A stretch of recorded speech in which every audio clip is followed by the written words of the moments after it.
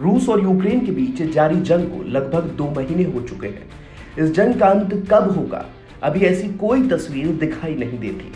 वहीं इस जंग को लेकर यूरोप और अमेरिकी महाद्वीप के अधिकतर देशों ने अमेरिका के रूस पर लगाए गए आर्थिक प्रतिबंधों का समर्थन किया है।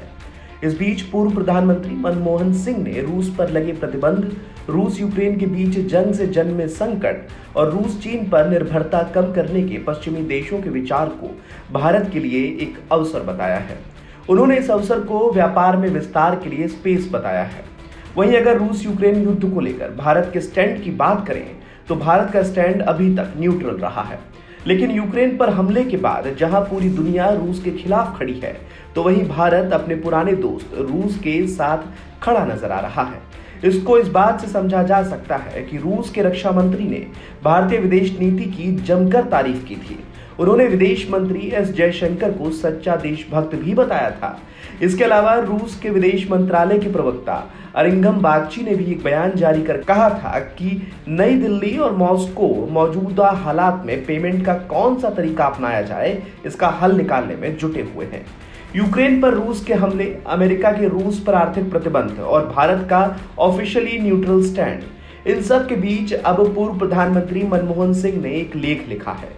इस लेख में उन्होंने इस जंग को भारत के लिए अवसर बताया है।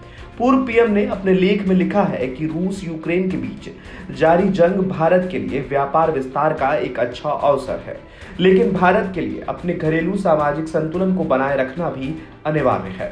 देश को बड़े पैमाने पर उत्पादन करने वाला देश बनने के लिए सभी धर्मों और जातियों के लोगों के साथ लाखों कारखानों की आवश्यकता होगी। सामाजिक सद्भाव आर्थिक समृद्धि की इमारत है। नागरिकों के बीच आपसी अविश्वास, घृणा और क्रोध को बढ़ावा देना शर्म की बात है। युद्ध के बीच व्यापार विस्तार के अवसर की बात के पीछे पूर्व प्रधानमंत्री मनमोहन सिंह ने तर्क दिया है कि पश्चिमी देश रूस और चीन जैसे राष्ट्रों पर अपनी निर्भरता को कम करना चाहते हैं और भारत सबसे बड़े शांतिप्रिय लोकतंत्र के रूप में स्थापित है। यह भारत को विश्व का एक बड़ा उत्पादक राष्ट्र और एक वैश्विक आर्थिक महाशक्ति बनने का एक जबरदस्त अवसर देता है।